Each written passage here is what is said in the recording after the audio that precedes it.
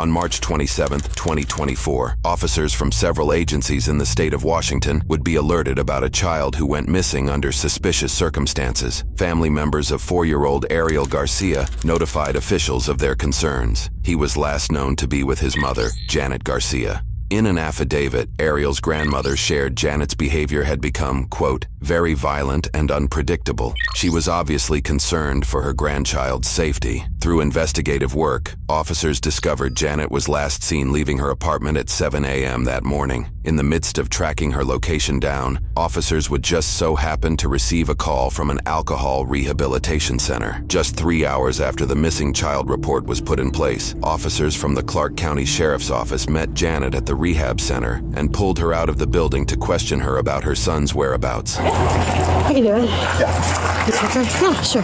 Nothing on you? No. Okay. You guys give us some privacy. Can I just speak and make, you don't need to reach in, I'll just... Yeah. Do you know why we're here? Are you okay if I open the zipper? Why? Why are you guys here? What's going on today? Can I open the zipper? Yeah. Just checking there, thank you. I just want to make sure before. What's going on today with you? And like, sounds like the cops have been talking to you already. Yeah. So, You got some blood drops on your shoes. yeah. Yeah. So my son fell this morning earlier. Oh no. Yeah, so, but I was able to take him to the doctors and everything was okay. I took him with another lady so she can watch him for me because I wasn't staying at home. I had problems going on with my parents and they didn't let me in the house. So I was staying with another lady. She was super sweet. That's where my son fell. And then, but we left, so I was like, okay, you know. So I went to another lady's house and I told her if she could watch him for me. I wanted to come get, you know, I wanted to fully recover. I'm an alcoholic, so I was like, if you can watch him for me for 12 months, that'd be amazing because I'm not talking to my mom. And she's the one that has like, just like a notarized paper saying that she has legal custody of them, but I have legal custody of them. She's not letting me see my older son, so... That would be really hard. Yeah, I'm a little bit upset about that one. News reports shared that Janet's own mother, Maria, had filed for legal guardianship of both Ariel and his 7-year-old brother only 2 days prior on March 25th. Sources share that Janet, Maria, and Janet's 2 sons all lived in an apartment together. An affidavit shares that Maria accused Janet of taking Ariel with her to go drinking at a bar while out with friends, and that he had no shoes and was not dressed appropriately for cold weather conditions. She said Janet would also leave both her sons unsupervised for long periods of time without food. Janet had also allegedly violently thrown Ariel's older brother against a wall, physically abusing them. Janet's mother also specifically cited her drug and alcohol abuse as a problem. In addition to filing for legal guardianship, Maria also filed for a restraining order against Janet, prohibiting her from being within 100 feet of Ariel and his brother. The court then granted an emergency guardianship the day prior to this footage on March 26th. A court date was scheduled for March 29th to go over the conditions of the guardianship and the restraining order. It's likely that this situation is heavily affecting Janet's actions. So I'm here now and everything's okay. So I don't know what else. Well, we want to make sure that he's safe and know where he is. Who's the friend that you left it with? I left him with another lady. I don't have her information. Oh, well, that's not gonna cut it. We got to figure out where he's at. Where can you like tell me the location where somebody could go and check on him and make sure he's okay? In like SeaTac area. Okay. Seattle. More specific? I don't have an address. Nothing. Who's the friend? How do you know the person that? How did you pick the person? She's a longtime friend that I know. Okay, what's her name? Alika. That's all I know. Alika Bone. Alika Bone. Okay, and you've known her. Number or anything? Okay, but you've known her for a long time. So how did you reach out to her? So I reached out to her because I needed help. How did you reach out to her? I found her number on my old Facebook, but I no longer have a Facebook anymore. So. Okay. So something you signed back into? And... No. No? You just deleted it all? I delete it all the time. So. Yeah, you found it today on your old Facebook? And her name is Alika Bone. Alika Bone, like B-O-N-E? Note Janet's confirmation of her friend's name, Alika Bone, spelled B-O-N-E. Okay, and she lives in the SeaTac area. So you drove him from the first house you were at to her house, or the doctor first? What doctor did you take him to? Swedish, and that's it. Swedish where? Or I think it's Providence, actually. Providence in Everett. In Everett? Providence? Okay. You understand we should make sure that he's okay, and then... Yeah. We can just do that, and then we can leave you be, you know? Yeah. Okay. Sure. So how do we find Alika? I don't know. Can you describe to me how you got there from Providence? So I just drove from there to Seattle, and then that's it. You drove from Providence to Seattle to Alika's house? Yes. Okay. Did you drive on the freeway or? Mm-hmm. Okay. How long did it take you to get there? Like 2 hours. 2 hours. And what car were you driving? My car. So just like 1 hour or so. And what kind of car do you have? I have a Nissan. Okay. Where's that car now? I don't have it with me. Okay. So. Where's it at? I left it at her house, and then I came over here on the bus. Evidence discovered later would suggest Janet did not take the bus to get there. Instead, security footage shows that she parked her vehicle down the street from the alcohol rehab center, ironically parking it at a bar, roughly 3 hours before the police began questioning her. About a minute after parking, she exits her vehicle and walks towards the rehab center. It's worth noting that the rehab center is an over 2-hour car ride away from her supposed friend's house in SeaTac. Taking the bus, especially if it was a last-minute trip, is highly unlikely. All trips we could find wouldn't have even dropped her off until after 6:30 in the afternoon, as the routes that leave in the late morning can't bring her there any earlier. The closest bus stop to the rehab center is over a mile walk away as well. Only if she was running would she have arrived before police began to question her. Do you remember what exit you took? I don't know. Okay. Janet takes a seemingly relaxed big yawn here, despite talking to police about her son's whereabouts. Jeanette. Okay, Jeanette. You're not Lying. You have a longtime friend that you reach out to leave your son with, who you obviously care about very much. I love him with all my heart. Yes, and you're expressing how upset you are about what's going on between you and your mom and the custody of him and your older son. I think that's horrible. So I know that you're not going to go leave your son with somebody and you don't know where he is. Yeah, no. So you do know where he is? No, I know where he is. I know where he's at. Tell me where he's at. I don't have the address for him. Okay, how can we find the address for him? I don't know. Did you put it in your phone? No. To get there? Okay, Alika, you know where your son is because you're a mom who loves her son very much and you didn't I'm not Alika, I'm Jeanette. I'm sorry, Jeanette. Yeah. Alika, you took him somewhere and you're going to go back to him and you know where he is. So tell me where he's at so we can make sure that he's okay or what's going on. So he's not, I mean, he's there. He's with her, but tell he's me not how with to me. go check on him. I can give you an address. Okay, what's the address? I don't know, you have to write it down. Okay, I can do that. Do you have a phone number for it too? I don't. Okay. I don't have a phone number for her, but When he fell, where'd he get hurt? just he on his head, but he fell on the ground and he hurt himself. Heads are the worst. Dude. Yeah. I'm just trying to find, I don't even, How old's your son? he is 5. Janet says her son is 5, but according to news reports, he was 4 years old when this video was taken.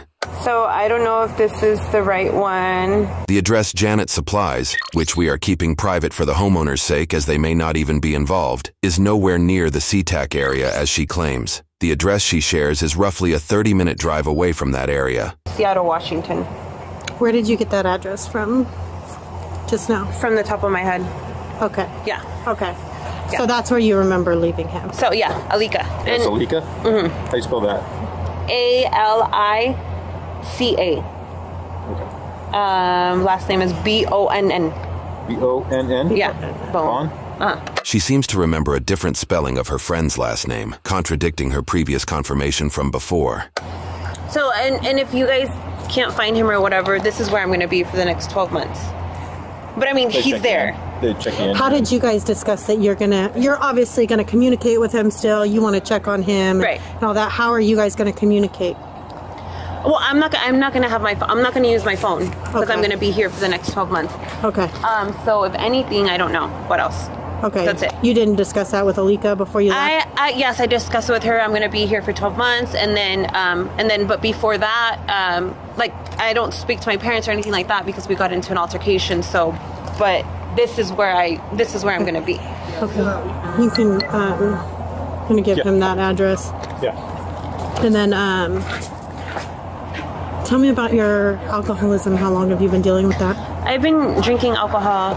Or if you don't mind telling me, you don't Yeah, have it's to tell me. okay. It's not I've been my here. business, This is like my third. Okay, I've been here like This is like my third year here. Okay. So I did 11 months in recovery because I was never like an alcoholic. I was more like of a drug user. So the only drug I ever used was meth. Yeah. And I used it for roughly like 4 to 5 years. Okay. I came to finally get clean on and off, Yeah, right? sure. I tried it one time and then years passed and then I do it again and then Right. years passed. This is my third year clean. I started drinking a lot because I was like, okay, I'm not a drinker. I was a drug You use user. drugs, so Right. alcohol's okay. So Yeah. alcohol's fine. I'm like, it's a socialized thing Sure. that everybody does. I'm Yeah. going to go out, I'm going to have dinner, I'm going to do this.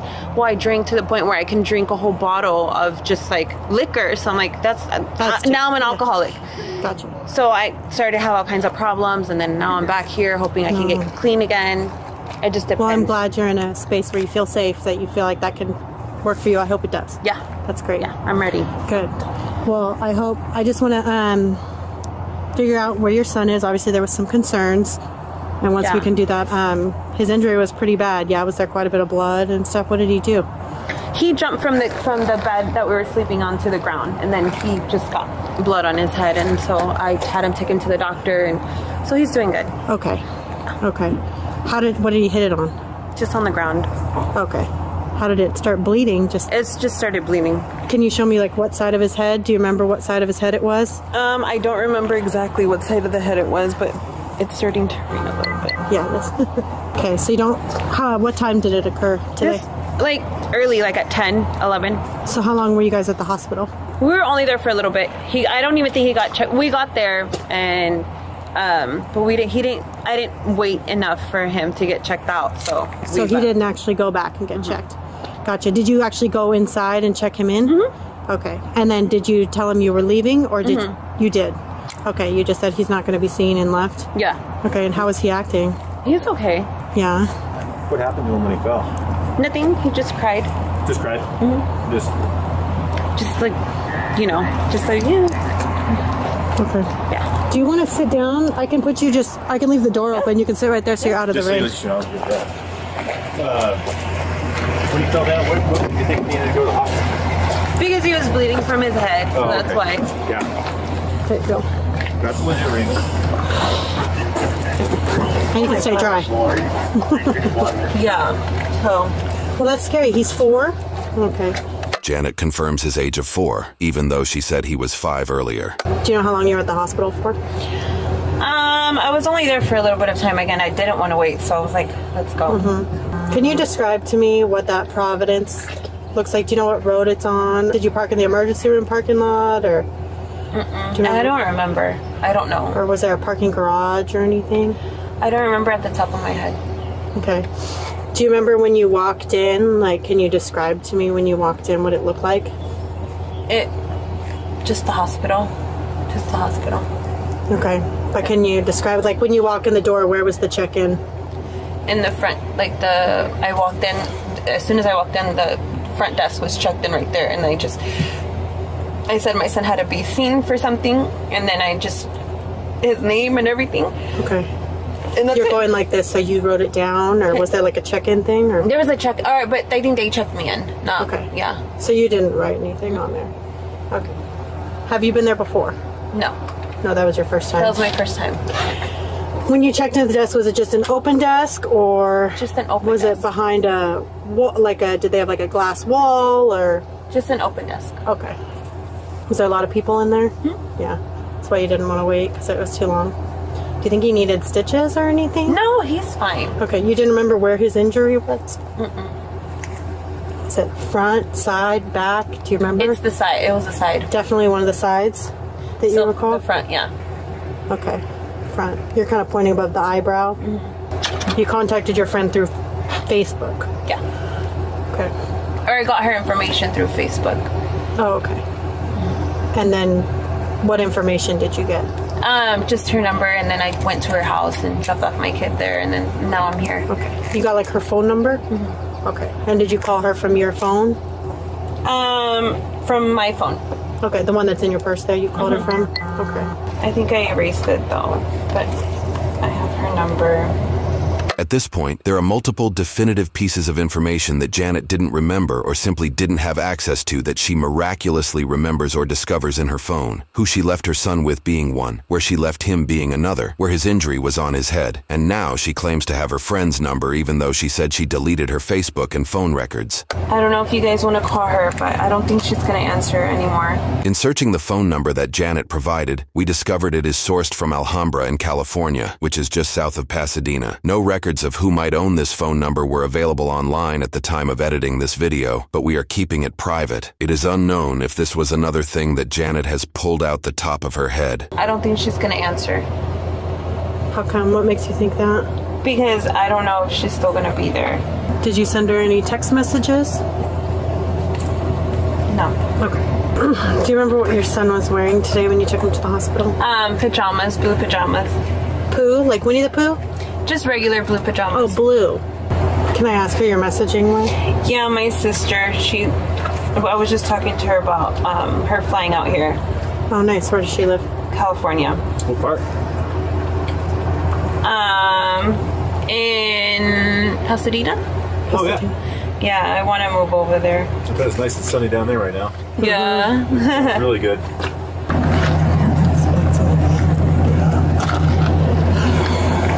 I might just take her phone. She's got some specks on her shirt. She's got blood on her shoes. She's not really making sense. So, if you guys don't, locate my son, what's going to happen?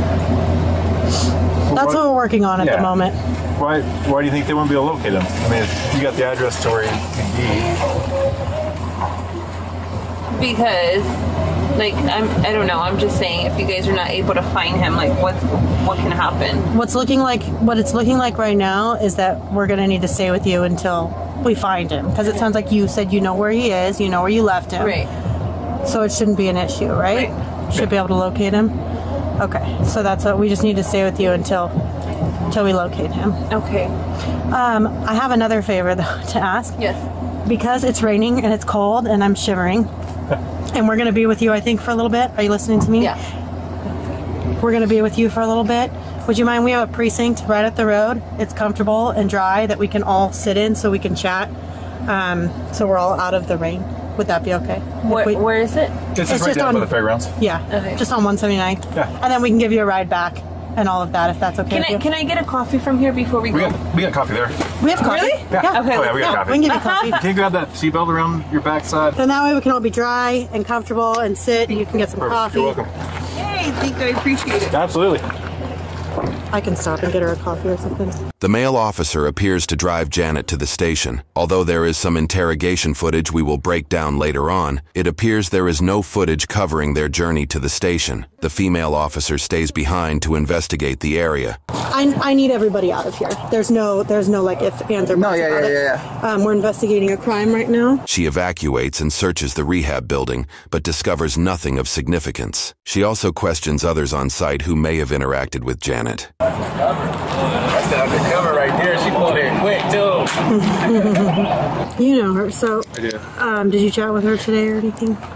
Just when I pulled up, I saw her, Okay. and I said, "What are you doing back?" And she said she's trying to get sober again. She cut her hair like Britney Spears. She had really long hair.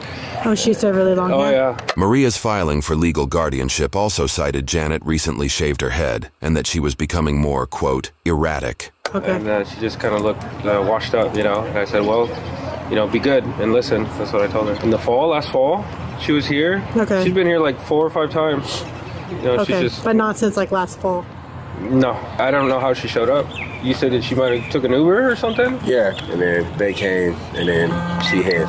So, But you didn't see no car drop her off or anything? no, she got dropped off up there. When you say they, you mean us? Yeah, Oh. I came earlier. Okay. You saw her. Oh, yeah, when they were up here earlier. She hid from them? Hell yeah. Okay. 100% positive she Okay. got dropped off in the black car, but I didn't think she was coming here until I walked in there and I said, "Hola, senor." I thought it was a man. Although footage shows Janet drove and parked a car at the local bar and walked towards the rehab center, the roads connecting them are fairly busy, with a speed limit of 50 miles an hour and seemingly no sidewalks. It's possible someone might have picked her up as a hitchhiker and dropped her off. It's also possible that this eyewitness is simply mistaken. Any other conversation you had with her today? I'm sorry, that's all I got. Her mom's dropped her off a bunch of times, and all I know is she's just kind of problematic, you know? How? That, like when she was here, she wouldn't really listen. She'd get in arguments with other women that were here.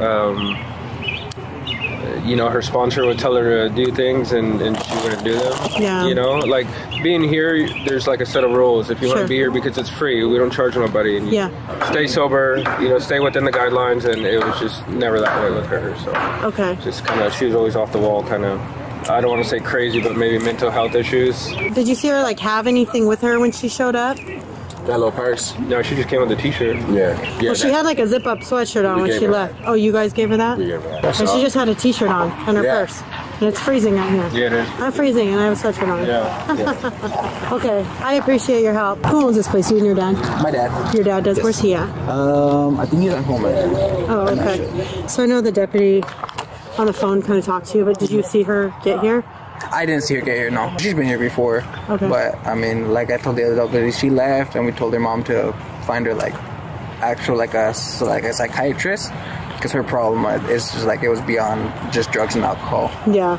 So Janet's mother, Maria, in her plea to the court for her grandchildren's custody, seems to have taken the rehab worker's advice. In the order, she had requested rehab and psychiatric care for Janet, along with access to Janet's tax refund so Maria could use the money to support her kids while Janet was in psychiatric care. Maria had written to the court, if she has access to her tax refund, I'm afraid she will lose herself even more. The last thing I want is to lose her due to an overdose or in a drug-related incident. She needs rehab and psychiatric help to bring her back to who she was. Her kids need her. I really hope Janet will be able to come back from this to be able to fully parent her children. She needs more help than I can give her. Minutes after that conversation, officers discover the car Janet parked at the bar. They appear to break open the driver's side window and secure the vehicle. Based off the footage provided, they seem to find nothing alarming. Empty. I was trying to. That's good news. While these officers question individuals at the rehab center, Janet is simultaneously being questioned at the station. More interrogation footage will be viewed later, but from this roughly 30-second clip we received, it appears investigators are going through her phone call history and questioning her on who each number is connected to. You can also see they've supplied Janet her coffee as promised, along with what appears to be cupcakes. During police interrogations, it is vital that officers ensure suspects are taken care of so that they cannot reasonably claim in court that they were coerced into confessing. Daniel told me that her mom was calling because they can't find her son, and her mom went to her house and saw blood. I don't know how dramatic it was, but saw blood. I don't know where, but just saw blood. Okay. And they can't find her son. And then she's over here, and Daniel, my brother, where's your son? He's with my mom. And her mom's calling over here saying he can't find her son. I mean, there's a bad connection there. I don't know if she's lying, crazy, I don't know. And her mom's crying and hysterical. No, she's not here. He's not here. Where the heck is he? Do you know how many children she has? Two. Yeah. Do we know where the other child is? As far as I know, with her mother. Okay. And I think that was the whole dilemma, is they can't find her other son. Gotcha. And so her mom went to her apartment and saw blood and went hysterical, and this is how this all started. Did she seem like, from the previous Janet that you knew a couple of years ago, was it? Yeah. Compared to today, how was her behavior? Drastically different, because she was always bubbly and loud and had this big, great laugh, you know, kind of really annoying laugh, and talking to everybody, and she was just kind of with her hands in her pockets and quiet, and just went in and sat down and didn't talk to anybody, really. So she's not currently a resident. She doesn't have any private space or room here, correct? No. Is her sponsor here? No.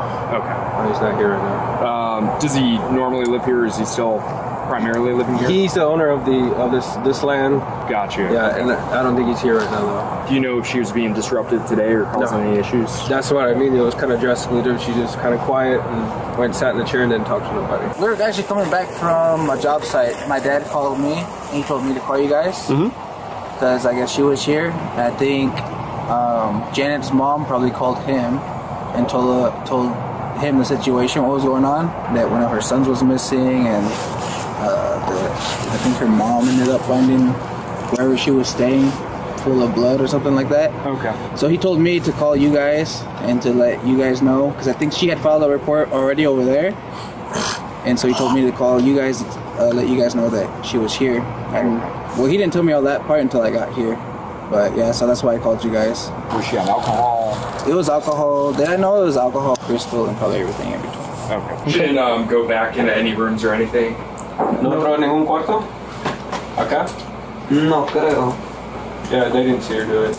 The officers continued to question individuals at the rehab center and search the property. Based off the footage we've obtained, they found nothing that hinted at Ariel's potential location. Yeah, again, if we find anything on our own, I mean, well, if you guys got a car or call 311, like you said, I don't know. Hours after bringing Janet to the station for further questioning, this footage shows some of the interrogation room. Cool.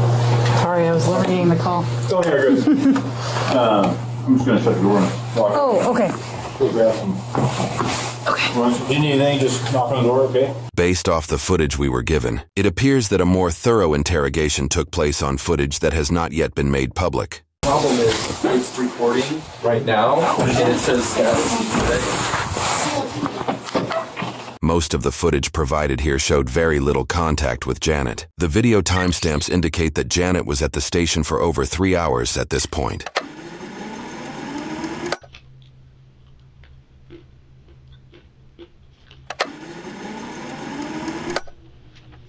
We ordered food earlier. Do you want some tacos and stuff? Do you want me to get you some water with them? Okay. Do you like ice in it or no? No ice. Okay. Okay, you're welcome. And then any luck finding? We haven't. And then, so I'll let you know that you're going to be going to jail tonight for making false statements. Is what we're charging you with, okay? So I'm just wrapping up your paperwork, and then we'll let you like eat and everything, and then we'll take you down there, okay? Okay.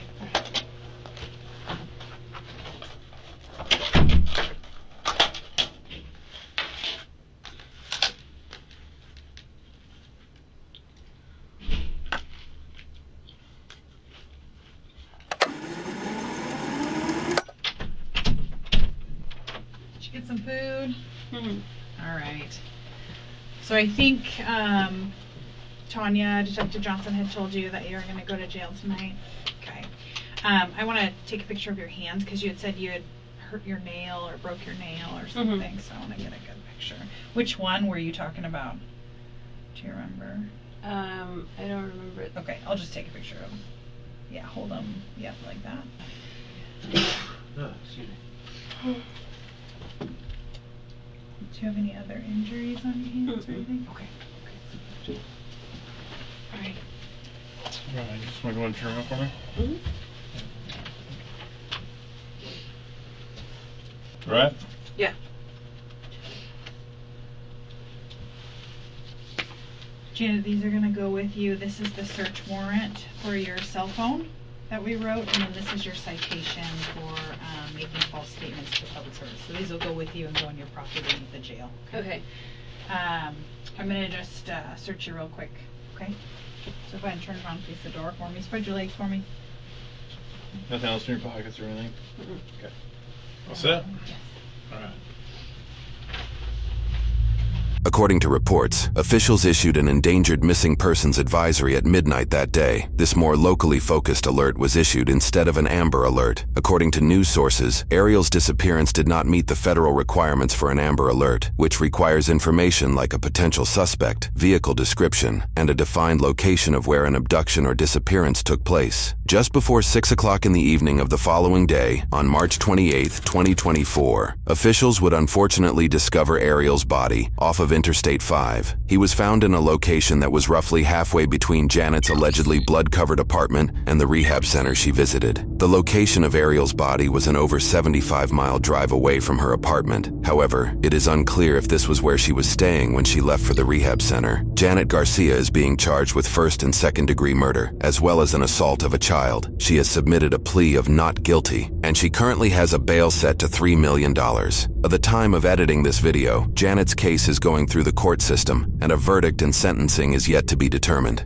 According to news reports, an autopsy revealed that Ariel was stabbed up to 41 times and showed signs of defensive wounds. This story is unfortunately not an entirely unique one for the United States, and criticisms of custody laws continue to arise from situations like this. In this case, District 35 Representative Travis Couture criticized legislation during the events of this video that he sees as too lax. He shares that current legislation strictly keeps kids away from parents who use fentanyl, but other hard drugs do not qualify grounds for separation. He claims that, in the specific case of Ariel Garcia, had something like my bill been in place, that death might have been prevented, and added, "We don't want instances like what we saw with this case with little Ariel where, you know, he's murdered.